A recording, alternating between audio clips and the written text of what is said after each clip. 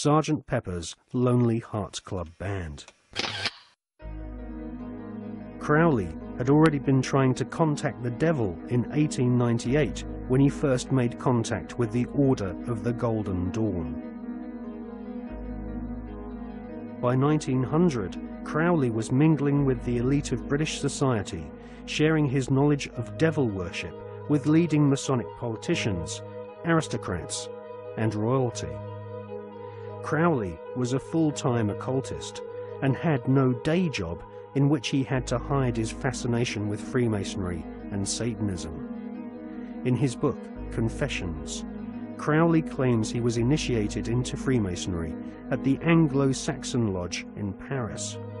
He also recounts how he became master of one of London's oldest and most respected lodges, the Studholme Lodge, which is now rumoured to have Tony Blair as one of its members. Crowley shared Albert Pike's enthusiasm for the devil. In his book entitled Magic, Crowley writes, "The devil is this serpent, Satan. He is life and love. He is light, and his zodiacal image is Capricornus, the leaping goat, the Godhead."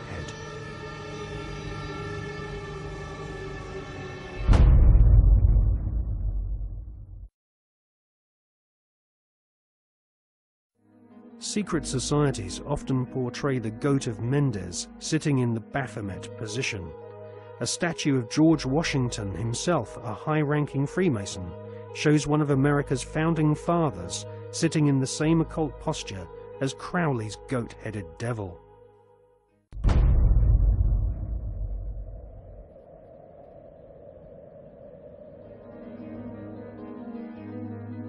In 1912, Crowley became the British leader of the Ordo Templi Orientis, the OTO, which was a direct descendant to the original Bavarian Illuminati.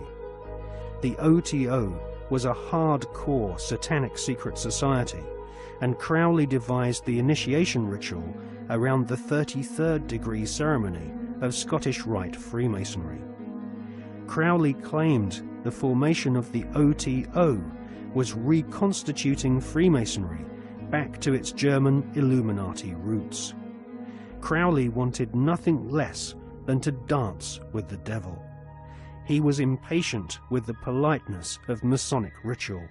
He described basic Freemasonry in the lower ranks as a sinister association for political intrigues and pirates.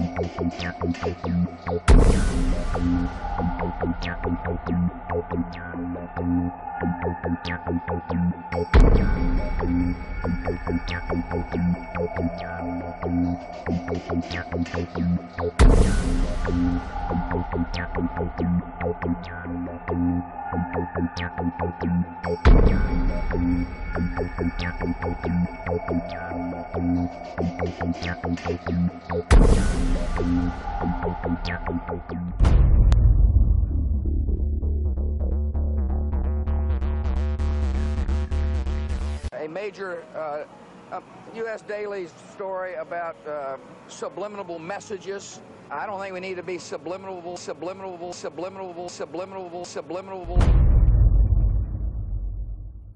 Television is a massive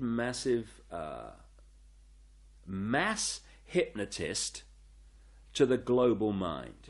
And what happens is it is implanting a belief in reality by the minute, and then once we take on that belief implanted, when information enters the eyes, we edit it on the basis of that belief. And so what the global population is subjected to, suffering from, is actually literally mass hypnosis.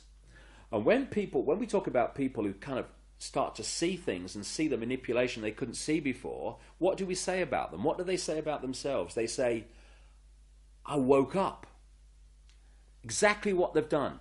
When people start to go, hey, I can see it now, it's like someone has gone along, like the hypnotist, and clicked their fingers, and it's like, oh, I can see it now.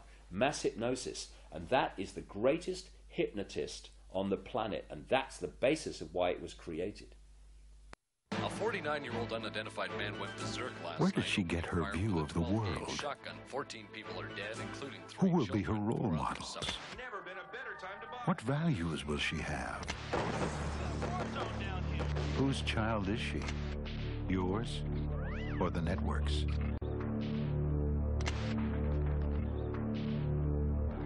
Take back your children. Turn off the TV.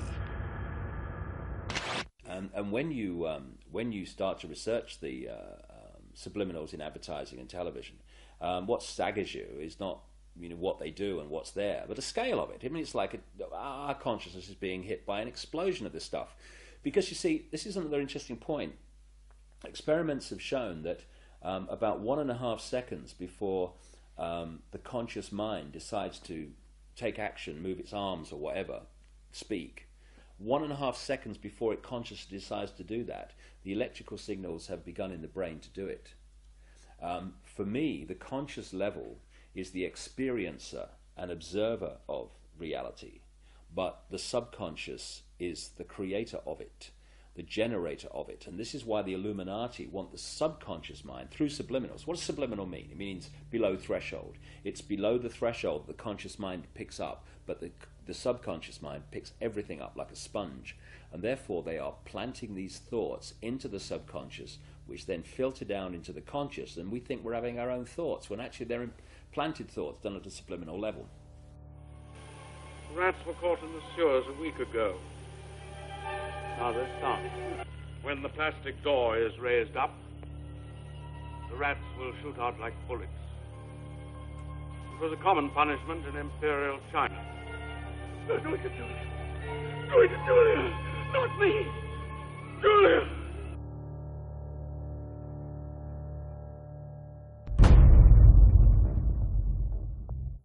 And of course this is being used, this subliminal manipulation, in politics. I mean, of course we had that incident during the Bush-Gore farce of an election, when an anti-Gore political broadcast for Bush, they put a subliminal in of rats while they were talking, but they left it up too long, and you only had to play the tape back slowly, a little slowly, and up come rats as some anti-Gore statement was being made.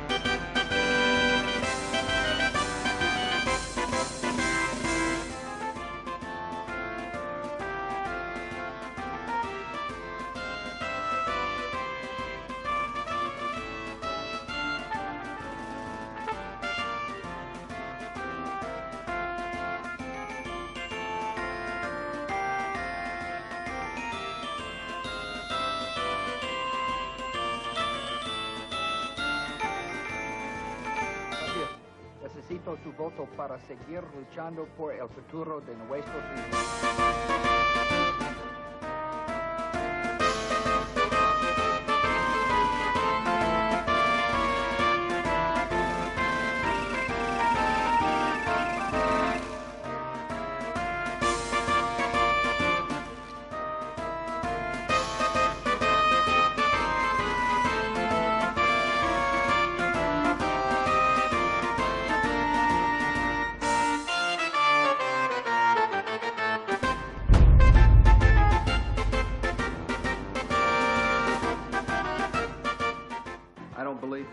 believe that some of these states that they've called, like Florida, I just don't believe that. I don't believe we've got enough evidence to be able to call the state. We're doing better than we thought, and but I feel fine.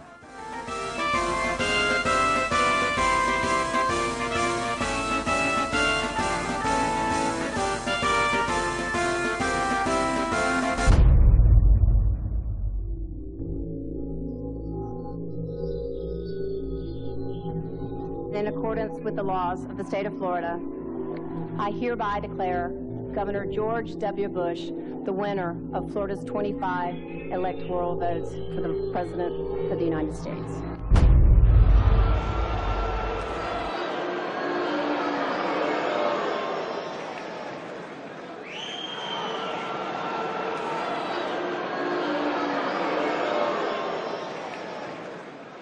Now that the votes are counted, it is time for the votes to count.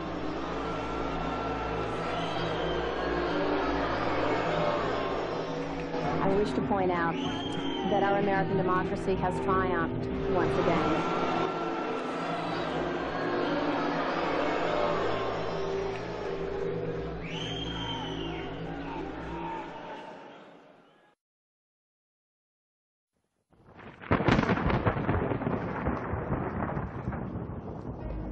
The Skull and Bones Secret Society was originally called the Brotherhood of Death.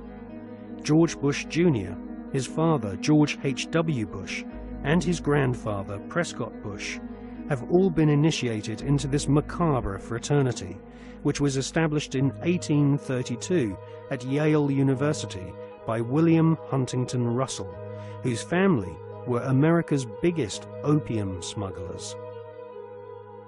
George W. Bush was initiated into the Skull and Bones Brotherhood of Death in 1968. The ceremony took place at the Society's headquarters, which is a stone building with almost no windows. This mausoleum-type building is known as the Tomb. There is a small enclosed courtyard, an internal chamber where initiates lay masturbating inside a coffin, and a museum of artifacts held sacred by the Society's members, which are all called Bonesmen, regardless if they are male or female. Many of the artifacts inside the Skull and Bones headquarters have been stolen by its members. To prove their devotion to the Brotherhood of Death, Bonesmen have robbed graves, bringing human skulls and skeletons back to their tomb and placing them in glass display cabinets. For nearly 40 years, George W. Bush has been an active member of this most bloodthirsty occult secret society. His allegiance is primarily to his fellow Bonesmen, not the American people. In order to prove his devotion to the Skull and Bones, Prescott Bush, grandfather of George W. Bush, savagely desecrated the grave of Apache Indian chief Geronimo. Prescott Bush robbed Geronimo's grave and had Geronimo's skull placed in a display case alongside the order's other treasured possessions, which include silver tableware from Hitler's Eagle's Nest headquarters in Nazi-occupied Austria. Welcome to the satanically inspired secret world of the Skull and Bones Brotherhood of Death. Welcome to the sick world